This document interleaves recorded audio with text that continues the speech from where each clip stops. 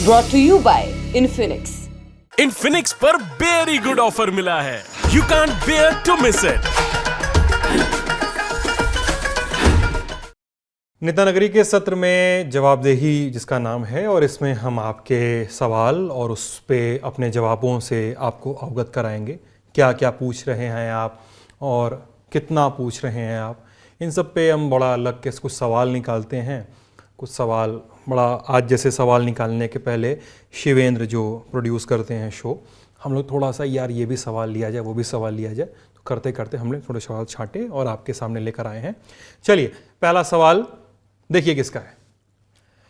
पाकिस्तान, बांग्लादेश, नेपाल, भूटान आदि के लिए एक प्रोग्राम अड़ोस पड़ोस शुरू किया जाए, कैसा रहेगा? पंजाबी, बंगाली और बिहारी लोग इसमें बड़ी रुचि लेंगे। आप निष्पक्ष पत्रकारिता के माध्यम से जन सेवा कर रहे हैं, आपको धन्यवाद। राजेश पुरी जी का सवाल है। राजेश पुरी जी, पहले तो सारी सराहनाओं के लिए आपका बहुत सारा आभार।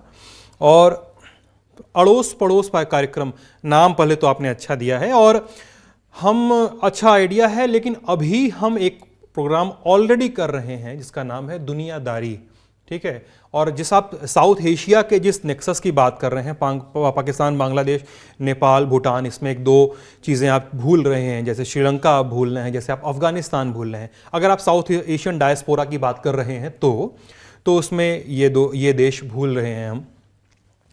तो हाँ, हम ज़रूर इस पे चर्चा करेंगे, लेकिन अभी हम एक सेक्शन दुनियादारी चला रहे हैं जिसमें इनकी बड़ी घटनाओं को, इनकी बड़ी क्राइसिस को, इनसे जो भी संवाद हो रहा है इसको हम कवर करते हैं। जैसे श्रीलंकन क्राइसिस थी, हमने उसको कवर किया, और अभी हाल फिलहाल पाकिस्तान में जो भी हुआ, इमरान खान, बाजवा वगैरह, तो उसको भी हमने दुनियादारी में कवर किया, तो हो रहा है। बहरहाल इसको आइडिया को हम डिस्कशन के लिए रखते हैं, इस पर बातचीत करेंगे, देखेंगे कि क्या कितना कैसा मालूम होता है। सौरभ भैया नमस्कार। एक तो सौरभ छुट्टी पे हैं, ठीक है। मेरा नाम सिद्धांत है, तो मैं कोशिश करूंगा कि आपकी जो जिज्ञासाएं हैं उनको शांत कर सकूं। कृपया एक दो हिंदी पुस्तकों के भी नाम बताया कीजिए ताकि हिंदी की भी नई और अच्छी पुस्तकों की जानकारी मिलती रहे, धन्यवाद। मूरत सिंह का सवाल है। हाँ मूरत, मैं अगर आप मुझे बताना हो हिंदी की दो किताबें जो आपको पढ़नी चाहिए, मतलब वो कविता नहीं होगी, वो उपन्यास है, लेकिन मुझे लगता है वो सबको पढ़ना चाहिए, क्योंकि मेरी भी फेवरेट है, इसलिए हो सकता है मेरा झुकाव ज़्यादा हो। एक है दीवार में खिड़की रहती थी, विनोद कुमार शुक्ल का उपन्यास है ये, और दूसरा है राग दरबारी, शिलाल शुक्ल का लिखा हुआ। मतलब ये दो किताबें जिनका नाम मैंने गिनाया, ये दो ऐसी किताबें हैं जिनको मैंने कई बार पढ़ा है। जैसे अगर आप पंचायत सीरीज जिन्होंने देखी होगी तो उनको पता होगा कि किस तरह का प्लेफुल माहौल उस पूरे गांव में है, कितने इक्वेशंस बन रहे हैं, बिगड़ रहे हैं। राग दरबारी उसको जो है, जो पंचायत में दिख रहा है उससे और ज़्यादा बड़ा एम्पलीफाई करके रखता है। और राग दरबारी भयानक सार्केज़म, भयानक फन, और मतलब फन एक सस्ता शब्द भी हो सकता है उसके लिए, लेकिन इन सारी क्वेश्चन से भरपूर भरा हुआ है। और दीवार में खिड़की रहती थी, इसको आप पढ़ेंगे तो आपको लगेगा कि यार उपन्यास ऐसे भी लिखे जा सकते हैं, इतना जादुई भी लेखन हो सकता है हिंदी में। ये अद्भुत काम है। मतलब ये दो किताबें तो फौरी तौर पे मैं आपको सुझाना चाहूँगा। अगला सवाल चलते हैं। रेहान शर्मा का सवाल है कि हिंदी कविताओं पर लिखी गई किताबों के बारे में जानकारी दीजिए। आपकी पसंदीदा कविता और कवि कौन है? हिंदी कविताओं पर लिखी गई किताबें, ये तो दो सवाल है। ये तो कविताओं पर लिखी गई किताबों के बारे में या कविताओं की किताब। तो मैं कविताओं पर, अगर आपका सवाल है तो मुझे लगता है सबसे ज़रूरी किताब है रामचंद्र शुक्ल की लिखी हुई हिंदी साहित्य का इतिहास। वो हिंदी साहित्य कब कैसे कितना इवॉल्व किया, इसको पढ़ना चाहिए।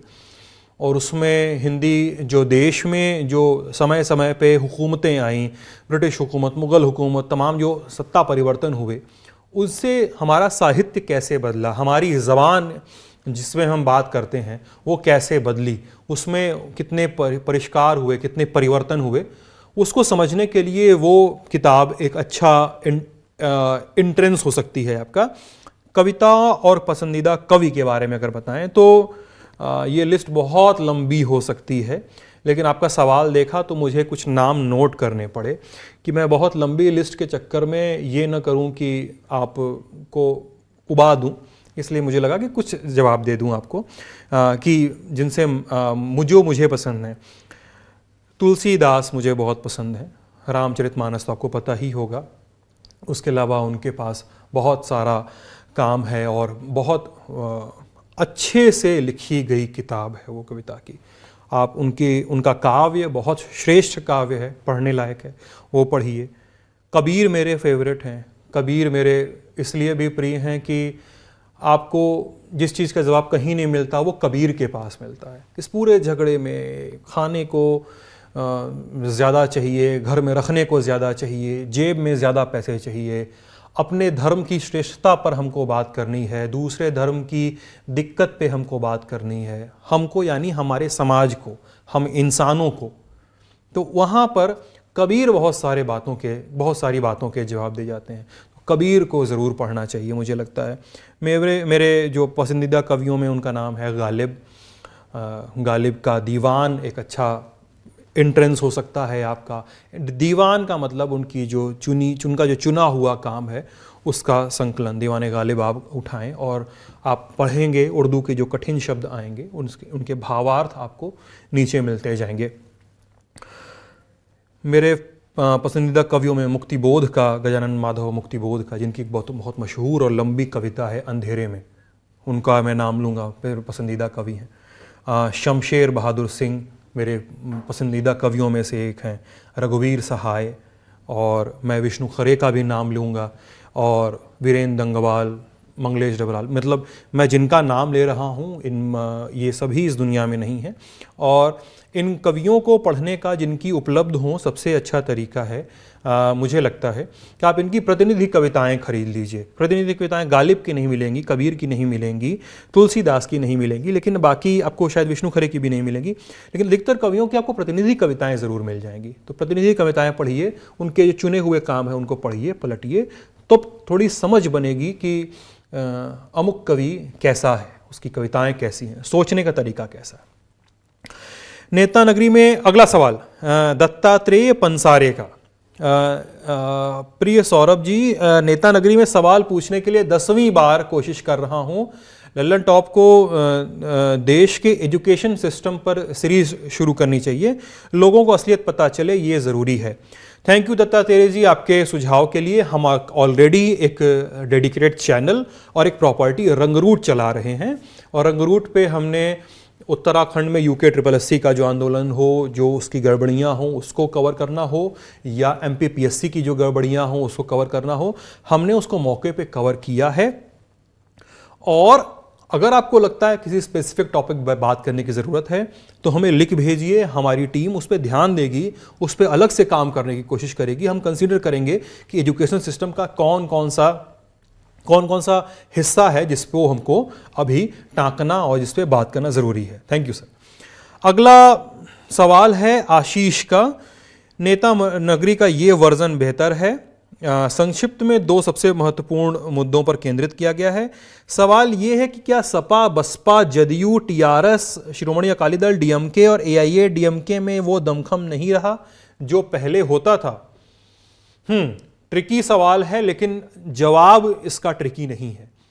मुझे लगता है कि किसी भी पार्टी, ये राज्य की जो पार्टियां हैं इनको ही ले लीजिए या जो राष्ट्रीय पार्टियां हैं, जब हम उनके वजूद पे और उनकी रिलीवेंसी पे और उनके दमखम पे, अगर आपकी भाषा में हम कहें तो दमखम पे चर्चा करें, तो हमें उनके वोट से ही नहीं देखना चाहिए, उनकी सरकार कितने साल बाद बनी इससे ही नहीं देखना चाहिए, उनकी सरकार नहीं बन रही है ये भी नहीं देखना चाहिए। मुझे लगता है इसके साथ जो सबसे ज़रूरी फैक्टर है कि जो बड़ी पार्टियां हैं जो सत्ता में हैं, राज्यों में और केंद्र में, बीजेपी हो गई, कांग्रेस हो गई, आम आदमी पार्टी हो गई, कोई भी पार्टी हो गई, वो पार्टियां इन पार्टियों को कितना और कैसे साधने की कोशिश कर रही हैं, कैसे इनके विधायकों को, बड़े नेताओं को अपनी ओर बुलाने की कोशिश कर रही हैं, या अपने भाषणों में इन पार्टियों का जिनका आप जिक्र कर रहे हैं या ऐसी दूसरी पार्टियां इन पार्टियों का जिक्र कर रहे हैं, उनको कितनी बार उन पर हमला कर रही हैं। अगर दमखम नहीं है तो हमला करने या उनसे जोड़ गठबंधन तोड़ करने की ये सब की ज़रूरत क्या है, ये एक सवाल बनता है। तो ये एक छोटा सा टेस्ट होता है कि पार्टी कितनी ज़रूरी है वो इलेक्टोरल सेटअप के लिए, उस पूरे ढांचे में कितनी जगह उसको लेनी है और कितनी उस जगह की कितनी रिलेवेंसी है। मेरे ख्याल से इन चीज़ों से तय होता है।